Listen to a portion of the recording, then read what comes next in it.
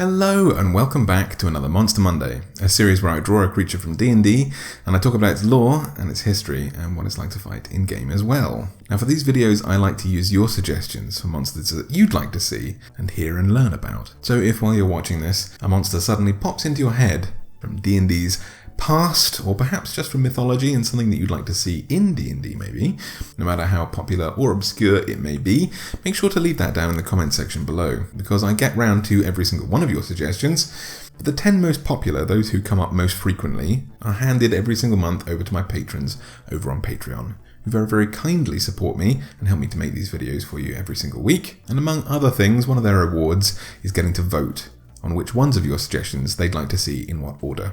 Now this week, my patrons have voted to see Awakened Shrubs, which was first suggested by Dakota Wright, who has been very insistent in the comments, commenting on almost every one of my videos, which has definitely boosted the popularity of this creature. But one of my good friends, Colby Munro, also is a massive fan, and has similarly been bombarding the comment section with their adoration of this creature. It was only fair that we get to talk about Awakened Shrubs today. So without any further pomp and ceremony, let's make sure to sate Colby and Dakota's massive shrub lust by covering the Awakened Shrub now. So Dakota and Colby have both been so insistent about suggesting this creature that they very quickly got to the top of my suggestions list, and my patrons over on Patreon were very quick to vote on them. But as someone who's never used an Awakened Shrub in game or any of my campaigns, I can't actually imagine why. So if you, like me, are mystified by today's Monster Monday topic, why don't we learn together? Let's start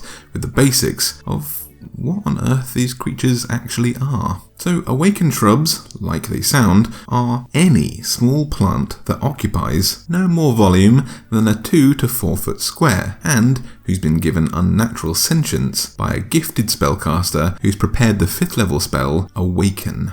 Awaken is a 5th level transmutation spell that takes 8 hours to cast and requires someone to be touching whatever they're trying to awaken for that entire duration. It also consumes a 1,000 gold piece costing piece of agate, so it's a hell of an arduous and expensive spell to cast. What on earth does it do? Well, the spell's description says that after spending the casting time tracing magical pathways within a precious gemstone, you touch a huge or smaller beast or plant. The target must have either no intelligence score or an intelligence score of 3 or less. This is how we get awoken animals, by the way. The target gains an intelligence of 10, which is around average human intelligence in this game. The target also gains the ability to speak one language you know as the spellcaster. If the target is a plant, it gains the ability to move its limbs, roots, vines, creepers, and so forth, and it gains senses similar to a human's. Your DM chooses the statistics appropriate for the awakened plant, such as the statistics for the Awakened Shrub or the Awakened Tree. The awakened beast or plant is charmed by you for 30 days or until you or your companions do anything harmful to it. So no pruning your awakened shrubs, please. When the charmed condition ends, the awakened creature chooses whether to remain friendly to you based on how you treated it while it was charmed. And that's it. It doesn't dissipate. This isn't a necromantic spell of any kind. You literally give life to an inanimate object or give sentience to an already existing creature, and it just has that intelligence forevermore. What a terrifying and wonderful burden. But at the end of 8 hours, you have essentially created or massively enhanced sentient life. The spell doesn't end unless the creature dies, and it's just imbued with the horrifying reality of sentience and an innate desire to serve you for at least 30 days, and it may even become your companion and friend after that 30-day charming period has ended. Now, as a guide, the Monster Manual has actually provided a set of stats for both Awakened Trees and Awakened Shrubs. Awakened Trees being the huge variant, but today's video is about Awakened Shrubs, which classify these as a challenge rating 0 small plant, which is obviously unaligned, although I imagine in its studious nature it probably finds your alignment and tries to emulate your behaviours as best as possible during its 30-day, probation as a living creature. It has an armor class of 9 and 3d6 HP. It moves at 20 feet because obviously it's a tiny little creature. It has 3 strength, and no, that's not its stat bonus, it has a -4 in strength, a -1 in dexterity. It has 11 constitution, so a +0. As the spell mentioned, it gets 10 intelligence, so also a +0, 10 wisdom, so again a +0, and 6 charisma, giving it a -2, which is a shame because I feel like a little shrub is bound to be fairly charismatic. Might produce fruit after all. Naturally, being entirely made out of fibrous plant matter, this creature is vulnerable to fire damage, although because it has so many leafy and branch-like protrusions and very little solid mass on the inside, it's resistant to piercing damage. Speaking of, it's still a shrub no matter what you do to it, so while it remains motionless, it is indistinguishable from a normal shrub, meaning these guys are quite capable spies if you befriend one. And they even have an attack ability, making this vastly, vastly superior to the Find Familiar spell. But it's still really weak, meaning that it can make a 1d4 slashing damage attack with a +1 to hit, but a -1 to that 1d4 damage, because again, it's just a piece of wood. Although there's nothing saying that you couldn't arm this little creature with a dagger or something to improve its damage. So these creatures sound pretty damn adorable to me. And although I'm enjoying drawing this little creature, and can definitely see their applications, I was intrigued by Colby and Dakota's absolute adoration and obsession with these creatures, so I asked Colby about it, and why it fascinated him so much. Colby regularly posts a D&D themed podcast called the Crit Fail Podcast, so I invited him to let me know what was so fascinating about these creatures. So let's see what he has to say about the matter. Hi everyone, I'm Colby from the Critical Fails podcast. I'd like to thank Josh for letting me speak a little on what I believe is the single greatest creature in the monster manual, the Awakened Shrub. Sure, their stats are a little subpar and they have no canon artwork, but those are just necessary nerfs to an otherwise god tier creature. Okay, I'm kidding a bit, but I do love these guys with all of my heart, and I hope after watching this video you'll see why. In 2 separate 5th edition campaigns, I've had Awakened Shrubs as sidekick characters, and this is primarily due to one reason. In Xanathar's Guide to Everything, there's a section detailing common magic items, and specifically on page 138, there's an item called the Pot of Awakening. If you plant a shrub in this magic pot and wait 30 in-game days, the pot breaks and poof, you've got your own baby Groot.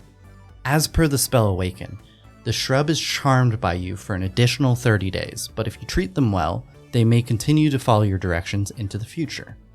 As a common magic item, the Pot of Awakening is about as expensive as a basic potion of healing. Assuming you're using the standard economy of the Forgotten Realms, that means a Pot of Awakening is only about 50 gold pieces. Depending on what you roll for your starting gold, it's entirely plausible that an average player character could begin the game with one of these pots, and a flexible DM might even let you skip the 30-day waiting time by saying you planted a shrub in it 30 or more days prior to the campaign's start. The relatively inexpensive cost of this magic item has made it one of my absolute favorites, leading to an especially fun scenario I got to play out in a campaign with a fairly permissive DM. In his game, our characters were based out of a city where most of the magic items in the world were being produced. If it was a very rare or lower rarity magic item and you had the coin to pay for it, it was highly likely that you'd be able to find and purchase it in this city.